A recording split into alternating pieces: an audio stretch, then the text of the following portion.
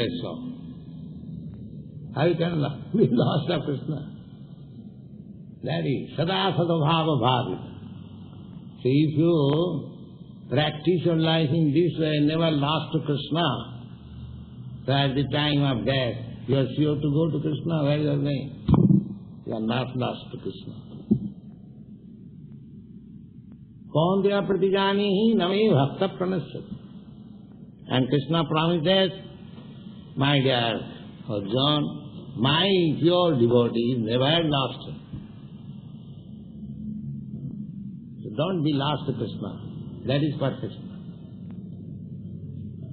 That is perfection. Simply don't be lost to Krishna. You can forget all things, but don't forget Krishna. Then you are richest. People may see you are very poor man, just like Goswamis. They adopted very poor life, mendicant. They were ministers, very opulent, very honorable gentlemen. Rupa Goswami, Sanatana Goswami, learned scholars, rich men, ministers, in every respect their social position so high. But they accepted these mendicants. Tattva Suvarna Banik, that Goswami prayer you will find. Tattva Suvarna sada tuchava, just like most insignificant, they gave up everything. Bhuttvādīna ganesako karunaya kopīna kanthāsito.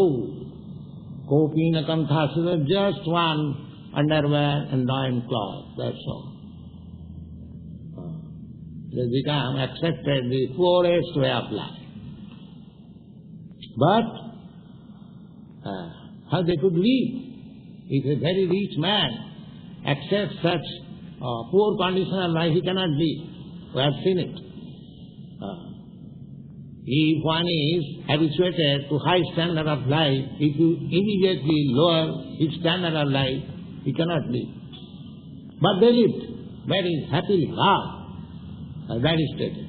Gopi bhavarasamrita dilahari kallola magno moho bande rupa sanatana raghujo srijivo. They were richest by dipping themselves in the ocean of loving affairs of the gopis. So, if you simply think of the loving affairs of the gopis for Krishna, then you are not lost. There are so many ways. Don't be lost to Krishna. Then you are successful. Then Krishna will also not be lost and he will not be lost. Wrong. Report. The person in Krishna consciousness certainly sees Lord Krishna everywhere, and he sees everything in Krishna.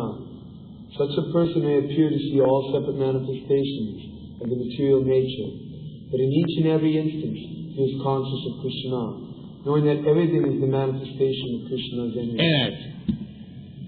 Now if one sees a tree, he is philosopher.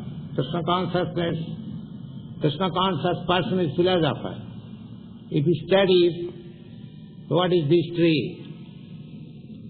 He sees the tree is a material, that he has got a material body, just like I have got this material body, but he is a living entity. Due to his past misdeeds, he has got such abominable body that he cannot move him. But his body is material, and material means the material energy. And material energy, whose energy? Krishna's energy. Therefore the tree has got Krishna connection. And the tree as living entity is part and parcel of Krishna. So in that way, if you discuss philosophy, Krishna consciousness, you see, don't see the tree, you see Krishna there. That is Krishna consciousness. You don't see tree, you see Krishna. That is Krishna consciousness. So you have to practice like that. That is yoga practice. That is samadhi. Yes, no. Nothing can exist without Krishna, and Krishna is the Lord of everything. This is the basic principle of Krishna consciousness. Krishna consciousness is the development of love of Krishna, a position transcendental even to material liberation. This consciousness, this studying of the tree as Krishna's energy, as part and parcel of Krishna. Why? You take account of the tree so nicely, because you have love of Krishna. Just like you love your child, and your child is away from your side, you find the shoes of your child. Ah, this is the shoe of my child. Do you love that shoe? No, you love that child.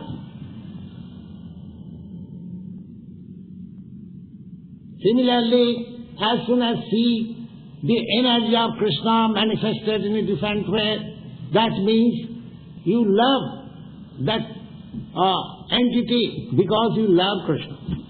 Therefore, if you love Krishna, then your universal love is counted, otherwise it is not. You cannot love. That is not possible. If you love Krishna, then the word love, universal love, so many things, as is very much advertised. And if you don't love Krishna, then you see, here is my American brother, and the cow is my food. Because you do not love the cow. The cow is American, and my brother is American. My brother is good, and the cow is food. This is my universal love. Why? By the Krishna conscious person he sees, oh, here is a cow, here is a dog. It is a part and parcel of Krishna. By somewhere or other he has got a different body than me. That does not mean he is not my brother. So how can I kill my brother? That is Krishna's love, beauty, Krishna's love. The Krishna love is so nice. All perfection. If there is no Krishna love, there is no question love. It is all nonsense. There cannot be any love without Krishna consciousness. Yes. It is the stage after self-realization, at which the devotee becomes one with Krishna, in the sense that Krishna becomes everything for the devotee, and the devotee becomes full and loving Krishna. An intimate relationship between the Lord and the devotee then exists. In that stage there is no chance that the living entity will be annihilated, nor is the personality of Godhead ever out of sight of the devotee. How can he become out of sight? He sees everything in Krishna and Krishna in everything. Everything in Krishna and Krishna in everything. Then how can he lose sight of Krishna? Yeah. To merge in Krishna is spiritual annihilation. A devotee takes no such risk. It is stated in the Brahma Samhita, I worship the primeval Lord, Govinda, who is always seen by the devotee, whose eyes are anointed with the pope of love. He is seen in his eternal form, Sham Sundar, situated within the heart of the devotee. Sham Sundar. This is Sham Sundar, the Kattamasa. Sham Sundar. Premanyana Shrita Bhakti Vilochanena Santas Sadaiva Hridayesu Vilokaya. Yang Shama Sundaram Machinta Gunastarupam Govindam Adipurisham Tamangaya. So one who has developed this love of Krishna, he sees Shama Sundar, the Kattamasa, always within his heart. That is perfection of it. Kattamasa has given that name. Okay, he is Shama Sundar. Yes. All right, then next paragraph. At this stage, Lord Krishna never disappears from the sight of the devotee, nor does the devotee ever lose sight of the Lord. In the case of a yogi who sees the Lord as Paramatma, within the heart the same applies. Such a yogi turns into a pure devotee and cannot bear to live for a moment without seeing the Lord within himself. Yes, sir.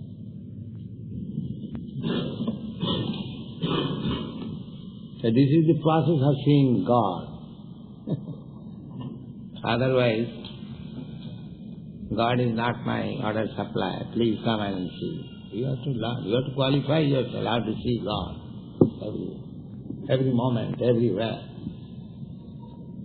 And this qualification is simple. That's not very difficult. The yogi who knows that I and the super soul within all creatures are one, remains always with me in all circumstances.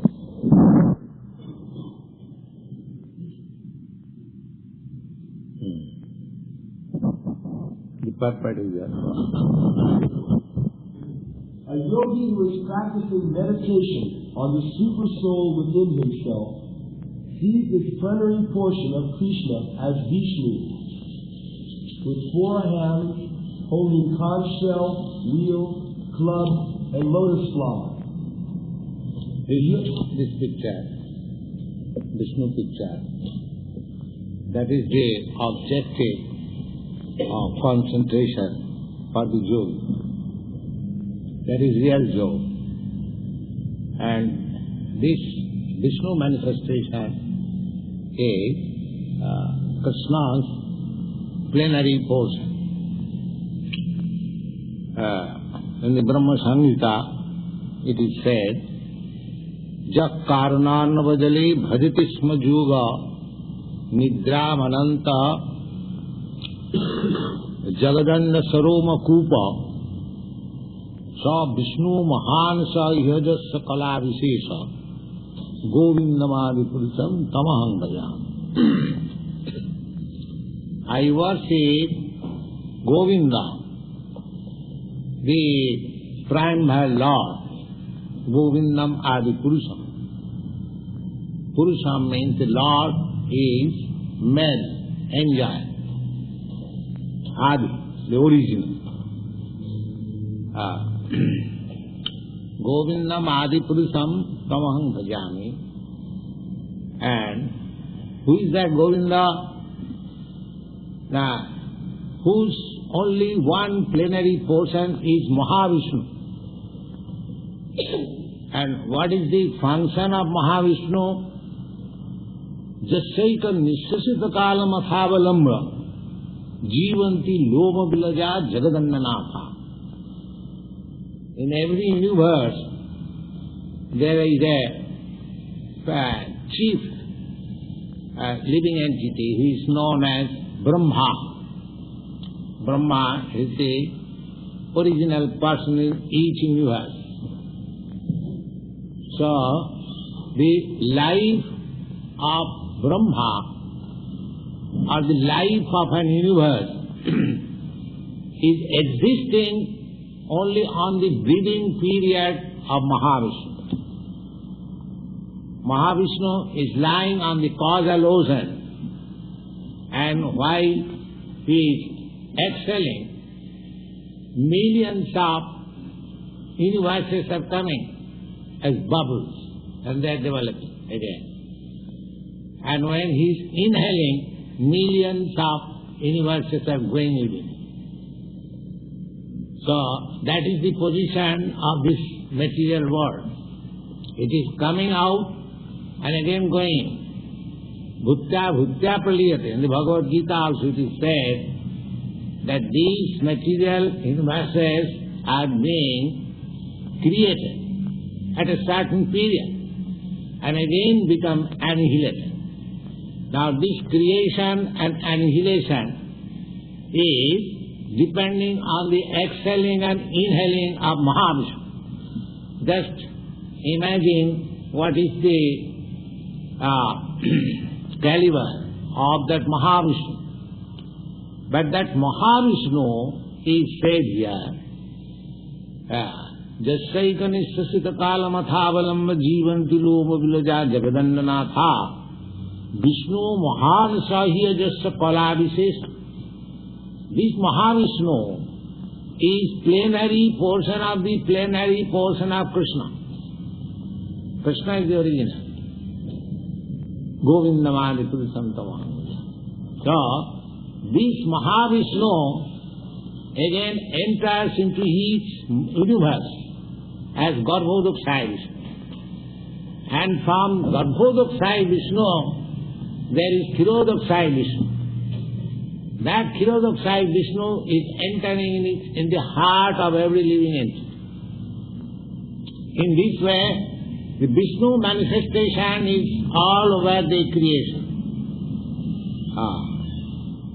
So, the yogi's concentration of mind on this Vishnu form, that is explained. That Vishnu, who is all pervading, who is Ishvara Sarva Bhutanam Viddesha Arjuna Tishtati. In the Bhagavad-gītā you will find that Mahavishnu, that Kshirodakshaya Vishnu is sitting in everyone's heart. Now yogi has to find out where he is sitting and concentrate his mind there. That is the yoga process. Wow.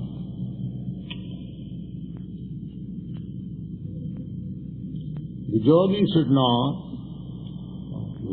the yogi should know that Vishnu is not different from Krishna. Krishna, in this form of Supersoul, is situated in everyone's heart. Furthermore, there is no difference between the innumerable Supersouls present in the innumerable hearts of living entities. Nor is there a difference. The example, just like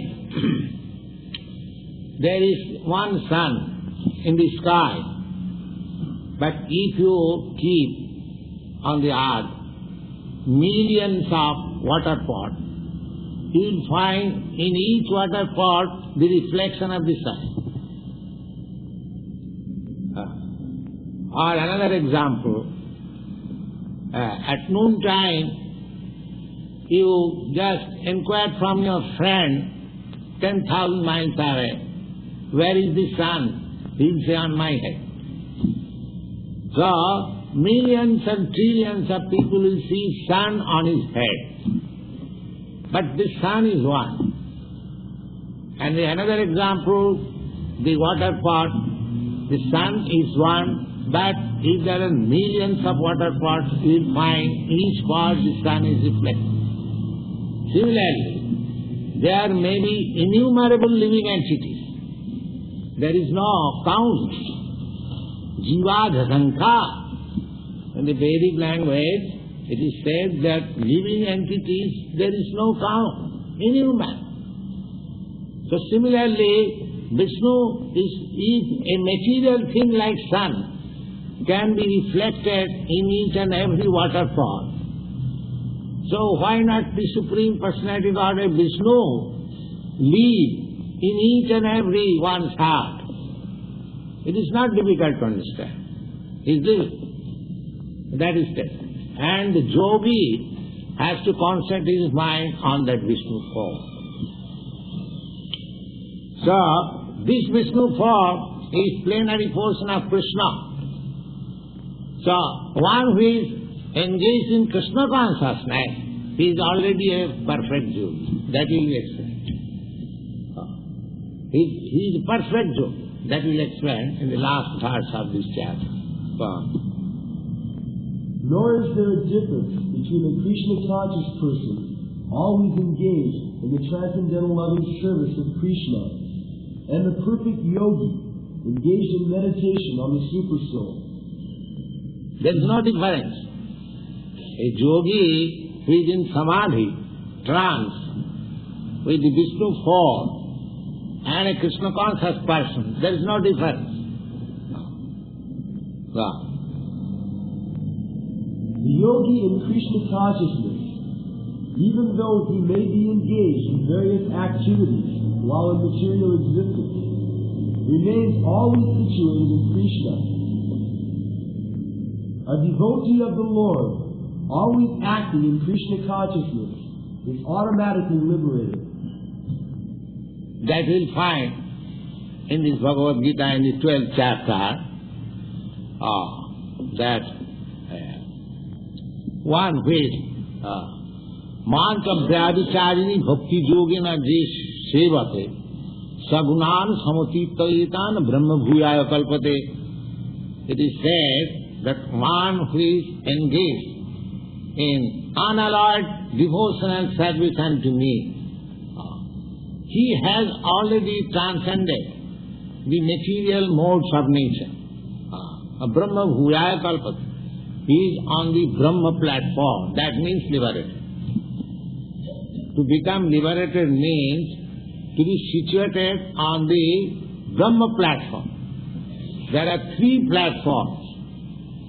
The bodily platform, a sensual platform, then mental platform, then spiritual platform. That spiritual platform is called Brahma platform. So, to become liberated means to stand on the Brahma platform. Conditioned soul, we are at the present moment, we are on the platform of this bodily concept of life, or sensual platform. Those who are a little above, they are on the mental platforms, speculative, philosophers. And above this platform, there is Brahma platform. So, you will find in the Bhagavad Gita 12th chapter, or 14th chapter I think, that one who is in Krishna consciousness, he is already on the Brahma platform. That means liberated. In the Narada Pancharatra, this is confirmed in this way. By concentrating one's attention on the transcendental form of Krishna, who is all-pervading and beyond time and space, one becomes absorbed in thinking of Krishna, and then attains the happy state of transcendental association with Him. Krishna consciousness is the highest stage of trance in yoga practice. This very understanding, that Krishna is present as Paramatma in everyone's heart, makes the yogi faultless. The Vedas confirm this inconceivable potency of the Lord as follows. Vishnu is one, and yet He is certainly all-pervading. By His inconceivable potency, in spite of His one form, He is present everywhere. As the sun, He appears in many places at once. Yeah. That example I have already given. As the sun can be present in many places simultaneously, similarly, Vishnu form or Krishna can be present in everyone's heart. He is actually present. Ishara sarvabhutanam iddese arjuna. He is sitting. The localization is also stated. Hrideshan in the heart. So concentration of yoga means to find out from the heart where Vishnu is sitting. There is. Verse 32.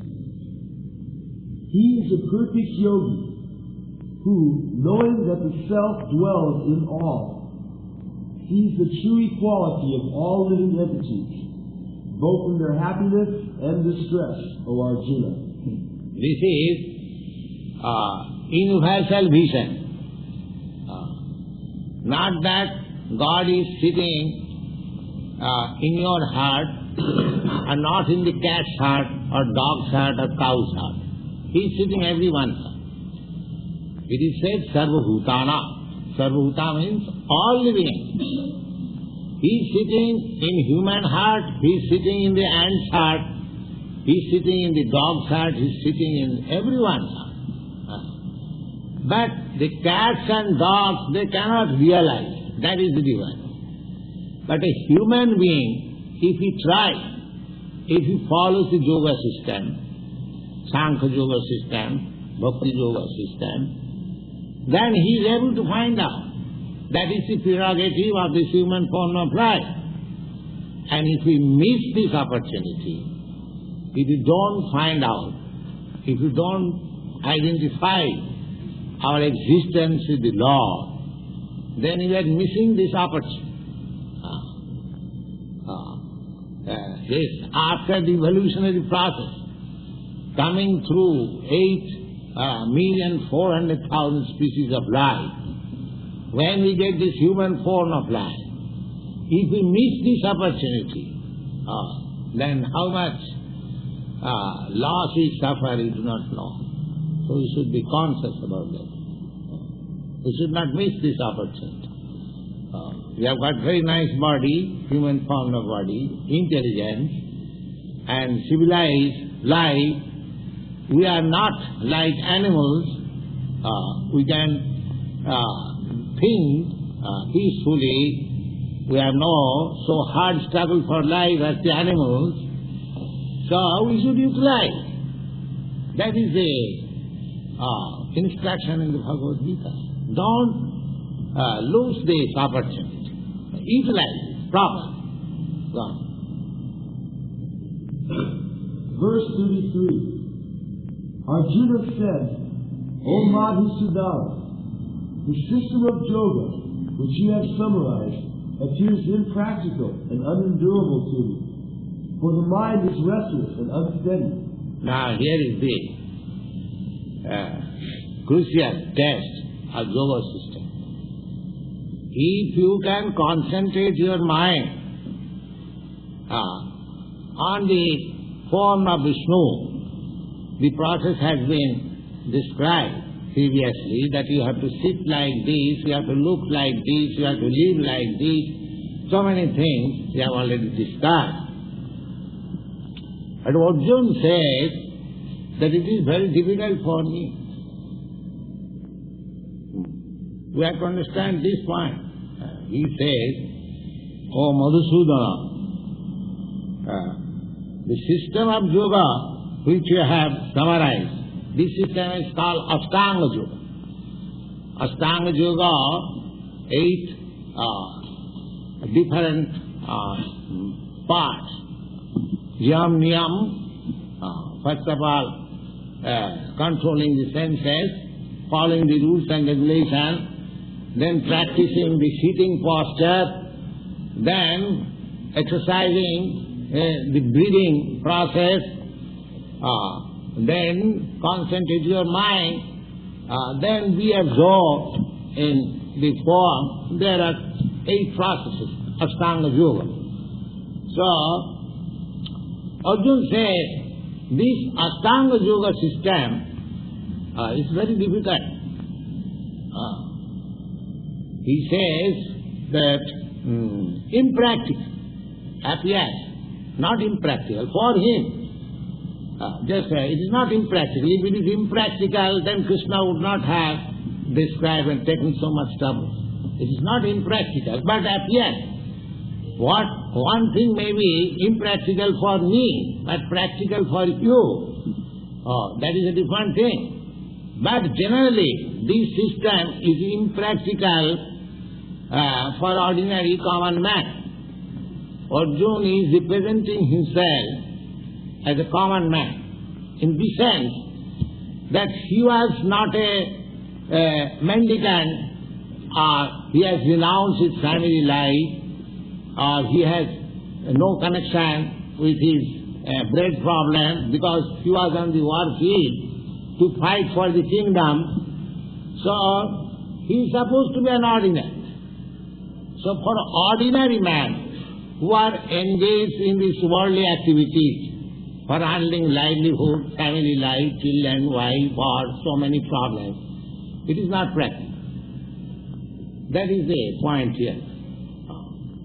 It is practical for one who has already renounced everything, completely, in a secluded, sacred place, just lying in the hill or in the cave of the hill, alone, no public disturbance. So where is the opportunity for ordinary man, for us, especially in this age? Therefore this yoga system is not practical.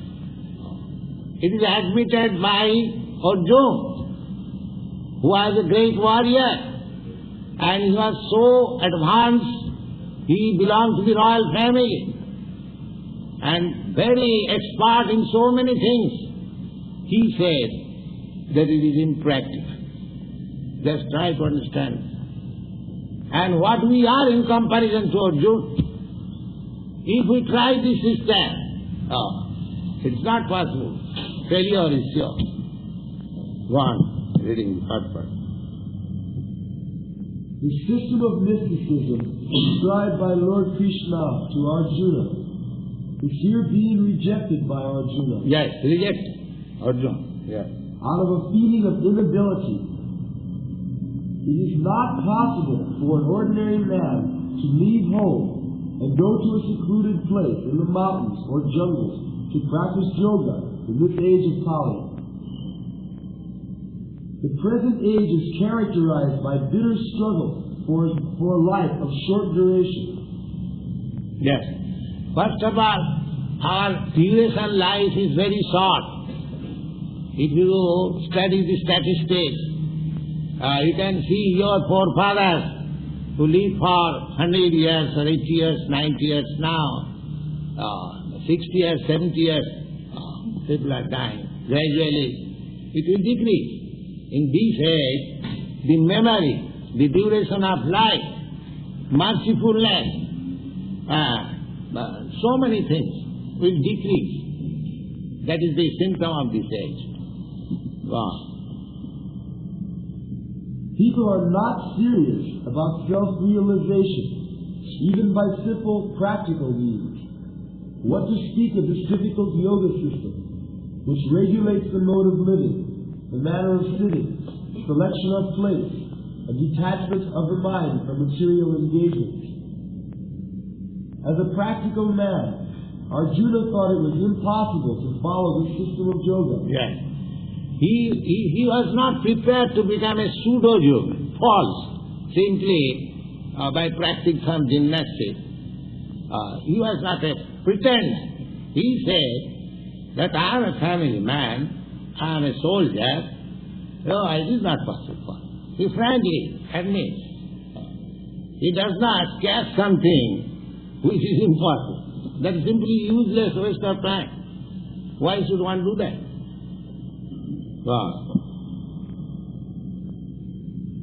Even though he was favorably endowed in many ways, he belonged to the royal family and was highly elevated in terms of numerous qualities.